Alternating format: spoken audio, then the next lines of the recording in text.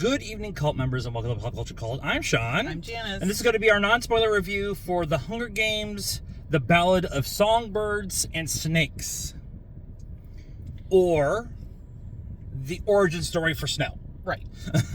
Right. But there were songbirds. There were snakes. And there were snakes.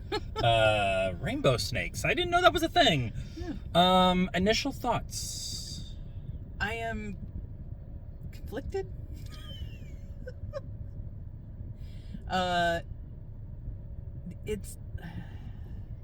It's not Hunger Games. I mean, it's not Hunger Games. That's, it's the games themselves are a pretty small part of the entire movie, which I mean makes sense. It is about Snow.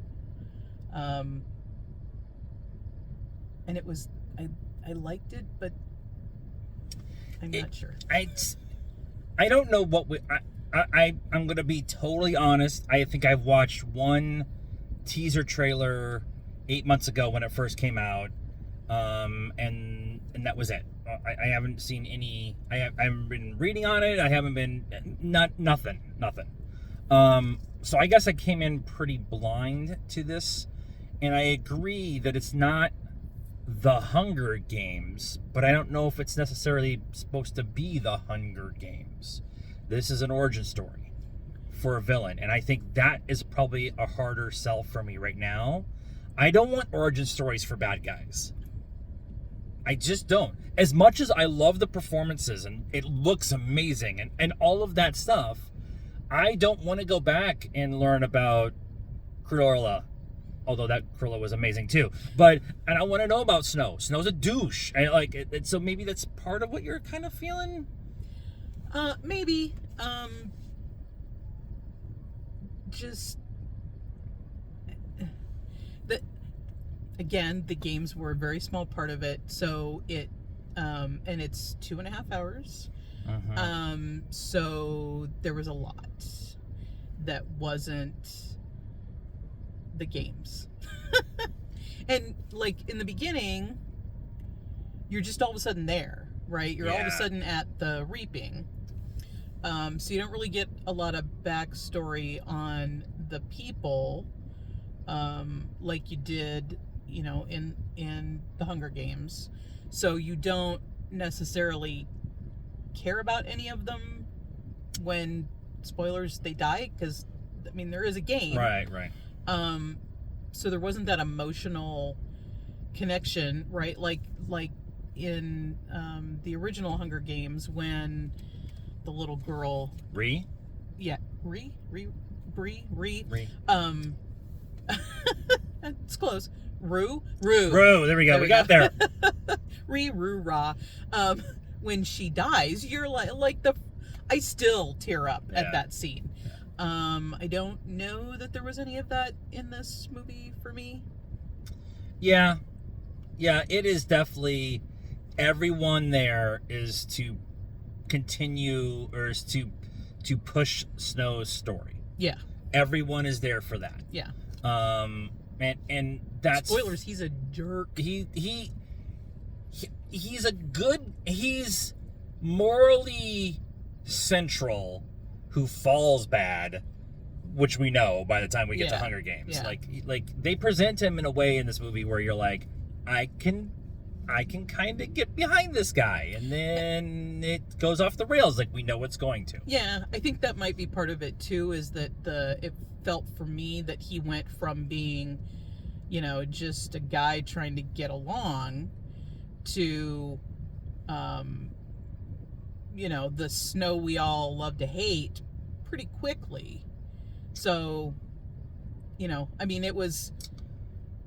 There's no real timetable for it. Like, there's no, here's the reaping, and, 4 months later is the games, and, there's no real timetable. So, they keep talking about the next games. So, it's less than a year. Yeah.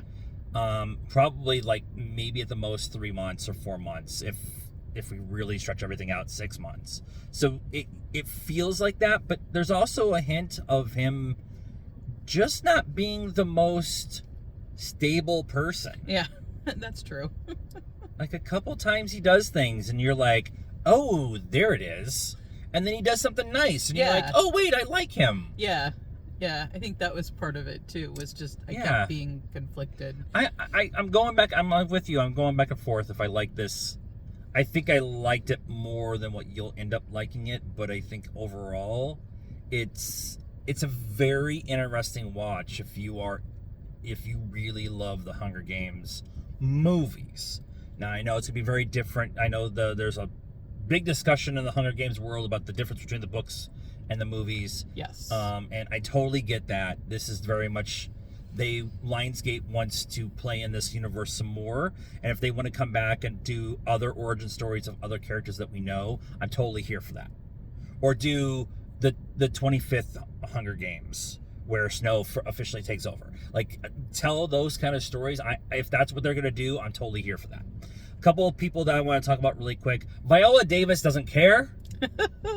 She's freaking amazing. Yes. Probably the third best performance I've seen all year. Like Oppenheimer, Robert Downey Jr. Oppenheimer, and Ryan Gosling and Barbie, and Viola Davis, and Jason Momoa in Fast 10. I said what I said. But Tom Blythe plays Snow. He plays the 19 to 20-year-old Snow, and he is amazing. He is so good. There is specifically a scene where he goes through the entire grief process, and most of it's a oneer. And he handles it so well.